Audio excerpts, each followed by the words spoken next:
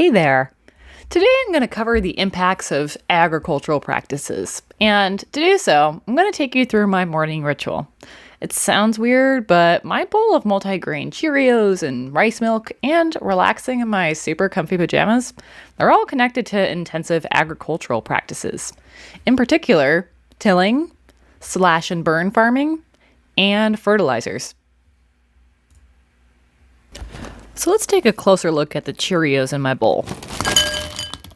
Most of my cereal here is actually composed of grains like oats, corn, and barley. And growing grains typically starts with tilling and good quality soil with lots of nutrients. But what is tilling? In short, tilling is the process of turning soil. And it's really useful because loosening the soil allows farmers to easily control weeds and other pests at the surface of the soil, and it helps them to prepare the soil for seeding. Sometimes, in areas that have been heavily farmed, the soil can become compacted over time. Here, tilling can help to break down the soil into smaller pieces, called soil aggregates, and allow for easier crop planting. Now, tillage has been done for thousands of years, but it's changed a lot from the past when we used human labor and big draft animals to till small fields, usually once per year. Nowadays, in the era of industrialized agriculture, large-scale farmers use heavy, mechanized equipment that can till thousands of acres multiple times per year. Okay, we're growing more, so we're tilling more. A lot more. And while soil tillage can help to loosen and aerate soil, what do you think happens when heavy machinery passes over the land and tears up the surface multiple times per year? This practice of repeated, intensive tilling compacts the lower layers of the soil and loosens the topsoil to the point that it loses the ability to hold water and nutrients in place. Tillage also reduces any leftover crop residue, like plant stalks, so in turn, the exposed soil surface becomes really vulnerable to wind and rain because nothing is really holding the soil down or providing cover. So, what happens next? Loose soil can start to collect in surface runoff and become displaced through erosion. When this happens, soil, organic matter, and nutrients are literally washed or blown away. Who would have thought that these Cheerios were doing so much damage? But there's some good news here too. Low-till or no-till farming alternatives can alleviate some of these problems, thankfully.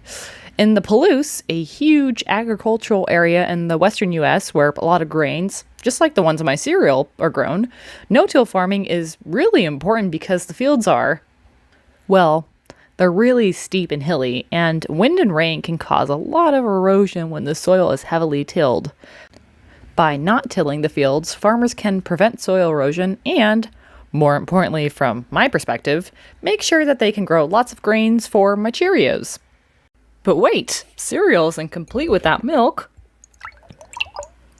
Now, I personally like rice milk because I'm lactose sensitive, and rice is commonly grown in temperate and tropical regions, oftentimes in areas where soil quality isn't the best and nutrients are lacking. So, how do farmers get nutrients back into the soil? And more importantly, how do they grow rice for my rice milk at breakfast? Well, they often use slash and burn farming.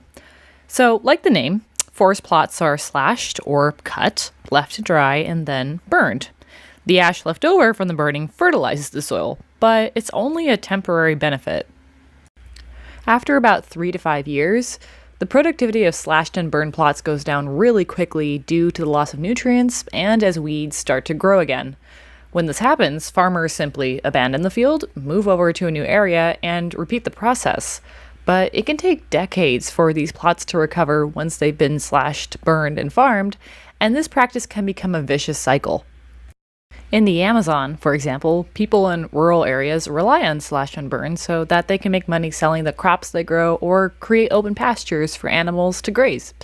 In the process, thousands of acres are burned each year, and as these trees and plants burn, enormous amounts of greenhouse gases, mainly carbon dioxide, are produced, which contribute to climate change. And sometimes, too, fires may not be well managed and can burn out of control, causing huge, costly wildfires. But it's not all doom and gloom when it comes to my tasty rice milk. There are alternatives to slash and burn, which include applying animal fertilizer like manure on used plots to bring nutrients back to the soil, or using alley cropping, in which trees or other vegetation are planted between crops to help keep nutrients and moisture in the soil. Alright, by now I've eaten my breakfast and I'm relaxing in my super comfy cotton pajamas. But turns out that cotton is actually a really finicky crop to grow and it requires a lot of fertilizers. And fertilizers help plants grow, but that's not a bad thing, right? And it's not. In fact, we've been using fertilizers for millennia. For thousands of years, people have used natural fertilizers to replenish or increase nutrients in the soil and promote plant growth. Natural fertilizers meant that farmers used things like leftover crops, manure, wood ash, ground bones, fish or fish parts, and even bird and bat poop. In the early 1800s, though, scientists discovered that nitrogen, phosphorus, and potassium were key to plant growth. And in time, many farmers began to switch from natural fertilizers to artificial fertilizers with higher concentrations of these nutrients, which greatly increased crop yields. In other words, farmers could grow more, and that means more cotton and more comfy pajamas. But there's a catch. Now that farmers are growing more crops than any time in history, we've learned that there are impacts to using large amounts of very concentrated fertilizers. Applying too much fertilizer can pollute runoff water with excess fertilizer and pollute local surface waters. As nutrient-rich materials like fertilizer make their way into nearby rivers, lakes, and oceans, they can cause major problems in the balance of nutrients in marine ecosystems. When too many nutrients from fertilizers saturate a body of water, called eutrophication, these nutrients feed the rapid growth of algae. In turn, these massive algae blooms can suck up all the oxygen in bodies of water and lead to enormous fish die-offs called dead zones. Quite a morbid situation, and very different from the happy unicorns in my pajamas. But there's ways to reduce the amount of fertilizers released into waterways. Farmers can limit the amount of fertilizer that they apply, or use compost, which is decomposed organic material, as a fertilizer, which tends to have lower and safer levels of nitrates and phosphates. And there you have it, common agricultural practices and their impacts in a nutshell, or really a bowl of cereal.